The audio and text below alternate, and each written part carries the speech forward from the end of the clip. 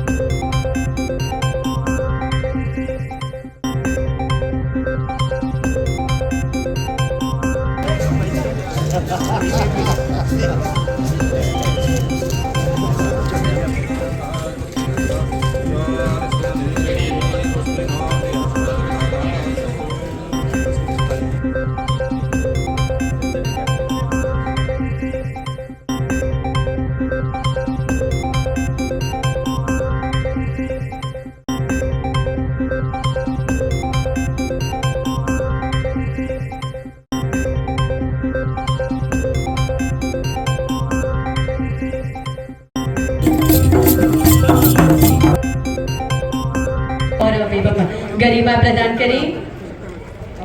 तालियां हम सभी की लगातार बजती रहे। अतिथि देवो भव की परंपरा वृक्ष रुद्राक्ष का पौधा भेंट कर रहे हैं। ये पौधा बेहद खास है।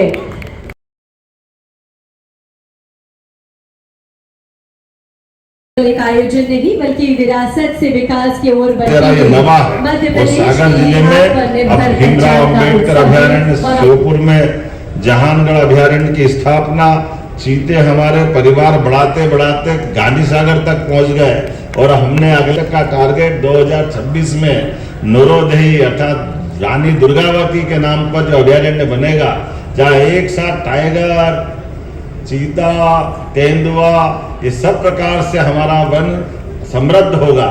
ये हमारा अपने आप में बड़ा संकल्प भी है। आइए आपके साथ टाइगर स्टेट, चीता स्टेट, वल्चर स्टेट, घड़ियाल स्टेट, लेपर्ड स्टेट और इसके अलावा भी अब तो गेंडे और जिराफ भी लाने की हम सोच रहे हैं। किंग कोबरा तो आ ही रहा है। कितने प्रकार से क्या क्या सोच रहे हैं। मैं अपनी ओर से एक बार फिर हमारे इस वन विभाग की विविध गतिविधियों के लिए अपनी शुभकामना देता हूं, बधाई देता हूं और उम्मीद करता हूं कि इसी प्रकार से हम अपने वन आच्छादित मेलों की विशेषताओं को लेकर समाज के सामने आएंगे।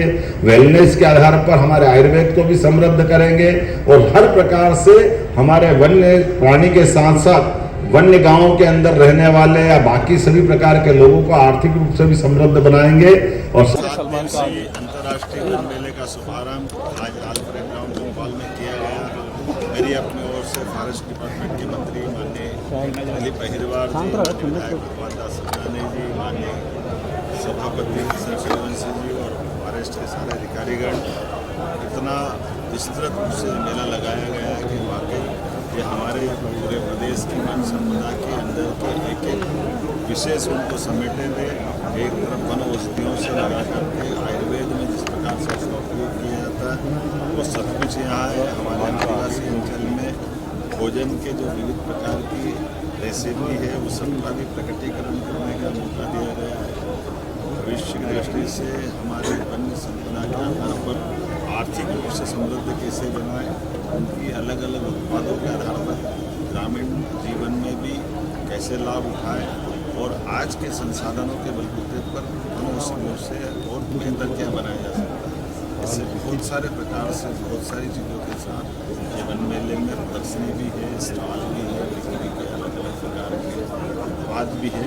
मैं मान के चलता हूँ जब हमारे यहाँ देश के अंदर सबसे समृद्ध वन अगर कहीं है तो मध्य प्रदेश में। ऐसे में हमारे वनवासी लोगों की आय भी बढ़े, वन्य जीवन के अंदर की खूबसूरती भी सबके सामने आए, उनकी अपने उत्पादों की मार्केटिंग हो, सभी प्रकार से उनका जीवन बदले। इसलिए वन मेले के आधार पर ये सब कुछ उत्तम उनके उत्पादों को सबके सामने लाने का प्रयास किया गया और वन मेला बहुत सफलता के साथ स्थापित हो रहा है। आने वाले समय में भोपाल के अलावा भी और जगह लगाने का हमने निर्णय किया है। उम्मीद करें कि जल्दी इसको दिया जाए।